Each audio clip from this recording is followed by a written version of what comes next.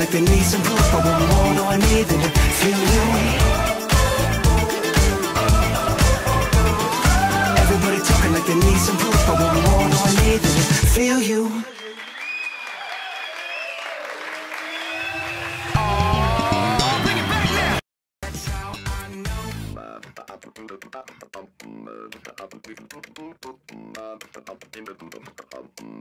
That's how I know.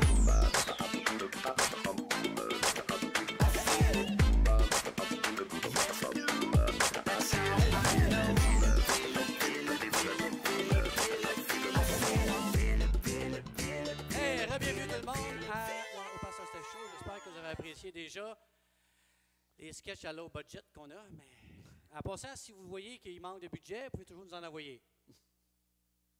J'ai pas de réaction, c'est peut-être bon signe, je sais pas. Moi, je pensais qu'on aurait pitié de moi un petit peu. Et là arrive le moment où on parle du confessionnal. J'ai une introduction. Ici, on ne le voit pas à Québec, mais on va le voir sur l'Internet. Alors, j'ai un invité de marque. Ça m'a pris bien du temps, ça m'a pris bien de l'argent pour le faire venir à nous jaser un peu de sa vie. Et j'aimerais ça qu'on l'accueille de toutes nos 10 doigts, nos 10 cordes. Le pasteur Serge Descœurs, on l'accueille. Hey! Viens-t'en, mon Serge. Hey, plus fort que ça, comment? Oh là là, oh là là, oh là là. Assistez-vous, mon ami. Wow. Hein, ça commence à avoir l'air du vraies affaires. Pas mal, hein? Si on pourrait craquer la foule un peu plus, ça serait. Un petit peu plus, Ça hein? serait pas pire. Il faudrait peut-être mettre Faudrait des poids peut-être les payer. en dessous des sièges. En dessous Les petits des picots. des petits chocs électriques. C'est ça. Là, ils nous regardent tous et ils disent, sont-ils en train de sortir sérieux? Là? Pas sûr. Bienvenue à mon petit segment Ben, merci, à Stéphane. laquelle on est à prise 2, Ouais. pas la télévision prise 2. Il faut le recommencer. C'est parce qu'on l'avait essayé et ça n'a pas marché la dernière fois, je ne sais pas si tu te rappelles. Eh oui, effectivement. Une erreur technique de ma part. Mais je suis content, pareil, que de te retrouver chez toi. Oui, c'est le fun. Bienvenue chez moi et je suis chez vous en même temps. Et voilà. c'est Mais j'apprécie que tu ouvres l'endroit pour nous autres pour faire la toute première émission en enregistrement public. Ouais, On a un public extraordinaire! Yes! Dans le confessionnal, Serge, tout de suite, on va se mettre dos à dos. OK, ça y est. Alors, mon fils. Il faut que je Alors- dise tout, là, vraiment? Ça serait bon, imaginez si on pourrait faire un vrai petite affaire, tu sais, comme Ouais, les, ouais, les anciennes trappes. Ouais, il là. fait noir là-dedans. Est-ce quelqu'un qui a déjà été là-dedans dans un confessionnal, vraiment? Ouais. puis, premièrement, il fait peur, comme, tu sais, quand il ouvre la porte, il saute sur dos dans les airs. Il y avait quelqu'un là-dedans, là-bas. Monsieur, là, t'entends jamais ce qu'il dit. Il dit quoi? Yeah! Je sais pas quoi dire, mais j'ai péché. OK, mais qu'est-ce qu'il faut que je fasse? Anyways, excuse-moi. On parle de confessionnal, mais surtout, si Yes. tu vas juste ouvrir ton cœur. Oui. Et ma première question que je te poserais, Serge, tu sais, on parle de vie spirituelle, Mhm. on parle d'église, tout ça. Toi, la spiritualité, elle était comment avant qu'on connaisse le Serge Descœurs d'aujourd'hui, avant de recevoir Jésus-Christ dans ton cœur et que tu sois... C'est quoi ton titre, en fait? Pasteur. Ben, dans l'armée de salut, c'est des noms d'armée, major. T'es un officier, major. un major, T'es oui. majoritairement pasteur. Ben, c'est à peu près ça. Alors, explique-moi comment est-ce que tu vivais cette relation-là avant cette période marquante dans ta vie? Ben, en réalité, en fait, je n'avais pas de relation avec Dieu. Moi, je ne connaissais pas Dieu. Puis, je venais d'une famille où on est 5 enfants. Et puis, qu'est-ce que je peux dire? C'est qu'à l'époque, quand j'étais dans ma jeune adolescence, je me posais des questions. Je me disais, voyons, la vie, c'est bien plus que juste manger, boire, travailler, se marier, puis mourir, puis c'est tout. Ah ouais? Oui, C'est plus que ça, hein? j'avais ces questions-là, puis je cherchais, mais vraiment, je sentais un vide dans ma vie. Puis Dieu, pour moi, je ne croyais pas vraiment en Dieu. Pour compter une petite anecdote, Stéphane, à un moment donné, j'avais été, c'était une messe à l'église catholique, et Oui. puis il fêtait 1 an, mon grand-père était mort. Il fêtait la mort de ton grand-père? Oui, ils font ça là, à l'église catholique. Ils font une messe là, pour, comme peut-être que mon grand-père aille plus vite au ciel, selon leur doctrine. Là, OK. tu sais. Et puis, moi, je me souviens, j'avais été voir le prêtre, j'avais dit « Hey, c'est pas vrai votre affaire? » Puis, j'avais 16 ans, là, tu sais. Puis là, je vais voir le prêtre. Moi, je dis « C'est pas vrai ton affaire, c'est de l'hypocrisie. Vous prenez de l'argent des veuves, blablabla. » Puis ça a l'air que ma mère voulait m'arrêter. Puis là, ma grand-mère a dit « Non, non, non, arrête-les pas. s'il n'est pas capable de répondre à ça, il n'est pas à sa place, là, le prêtre. Et puis, elle a dit à ma mère, c'est trop étrange, hein? Elle a dit, un jour, il va faire de quoi pour Dieu, lui? Ben moi, je ne le savais pas à l'époque, là, mais elle m'a jamais dit ça. Mais c'est plus tard, ma mère m'a dit ça. Mais pour te montrer que, en quelque part, moi, Dieu, c'était un gros vide, là, un zéro. Je ne croyais pas en Dieu, puis je croyais que c'était pas vrai.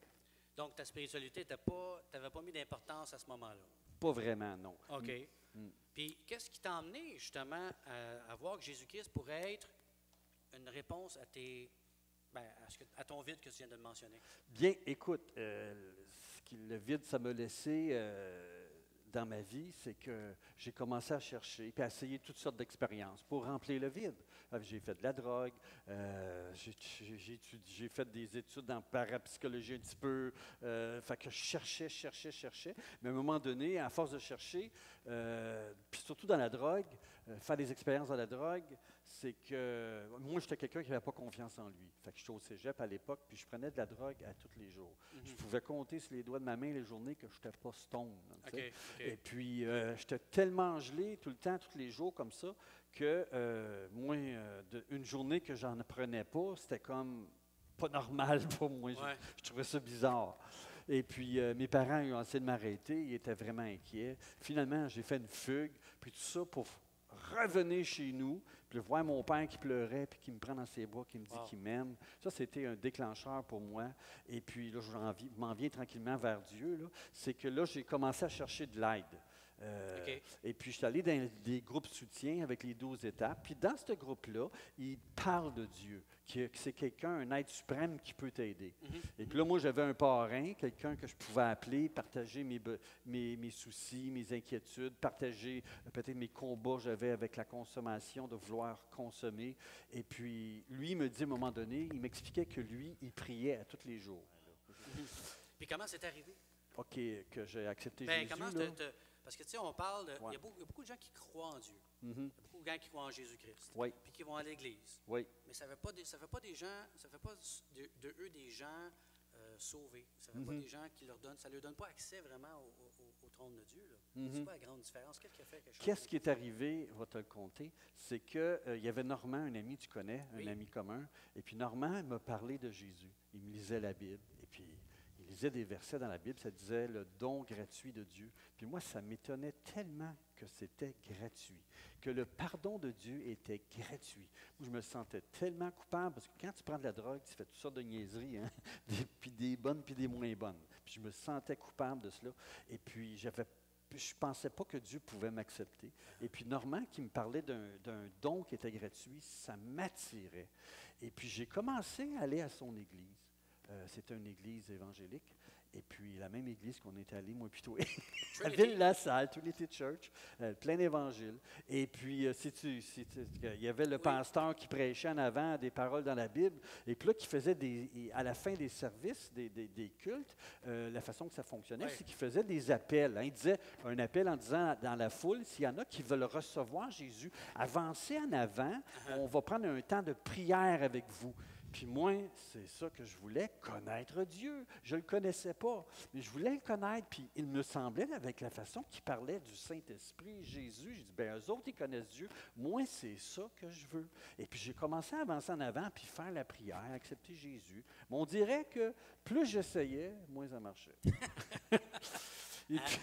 Et puis, là, qu'est-ce qui est arrivé? C'est qu'à un moment donné, semaine après semaine, j'y retournais, puis j'avançais toutes les fois en avant, et en faisais à tous les dimanches, hein, puis les mercredis soirs en plus.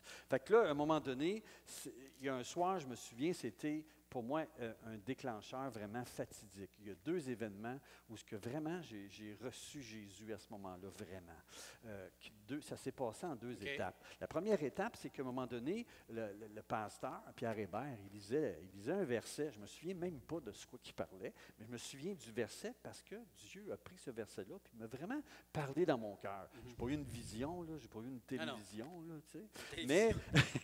Mais ça m'a parlé vraiment. Le Saint-Esprit m'a convaincu. Aujourd'hui, je le sais, c'est le Saint-Esprit. Mais il lisait ce verset. Il dit, « Je connais mes brebis et elles me connaissent. Comme le Père me connaît et comme je connais le Père. Et je donne ma vie pour mes brebis. J'ai encore d'autres brebis qui ne sont pas de cette bergerie. Celles-là, il faut que je les amène. Elles entendront ma voix. Il y aura un seul troupeau, un seul berger. Pourquoi ça m'a touché? Parce qu'à ce moment-là que j'étais assis sur un siège, comme vous êtes ici ce soir, j'étais assis puis j'étais en train de me dire, dans mon cœur, je me dis, c'est pas vrai cette affaire-là. J'essaye, puis il n'y a pas de Dieu, ça ne marche pas, c'est des hypocrites, la même affaire que le Bright.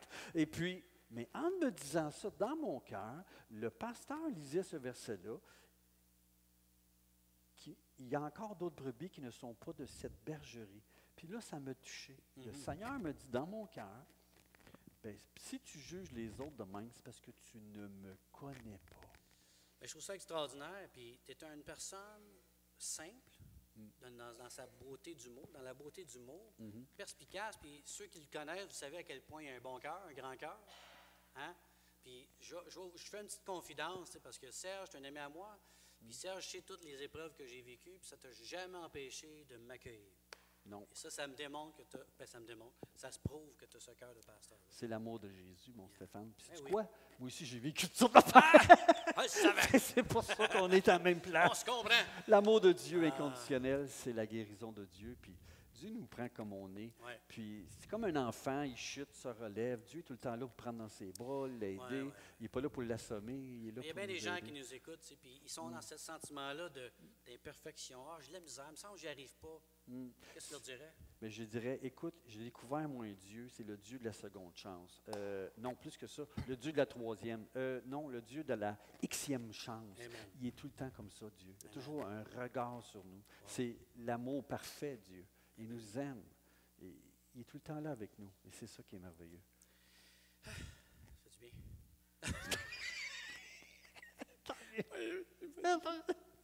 Amen. Le confessionnal, Ça fait je pensais que c'était plaisir. toi qui l'aurais fait, mais c'est moi qui me confessais à toi, pasteur. Ben, je me mets un petit peu, moi aussi.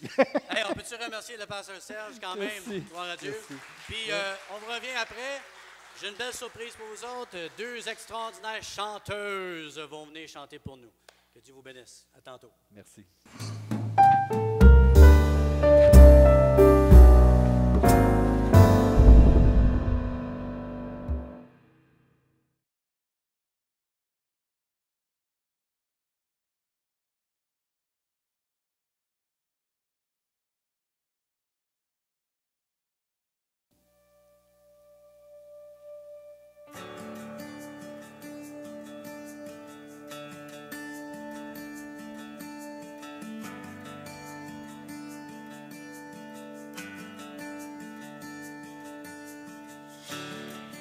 There's nothing worth more that could ever come close.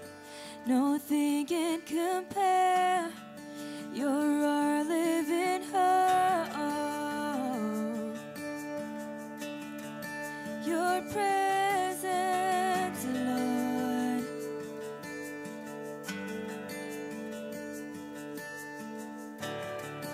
I've tasted and seen of the sweetest of loves, when my heart becomes free and my shame is undone. Your presence, Lord.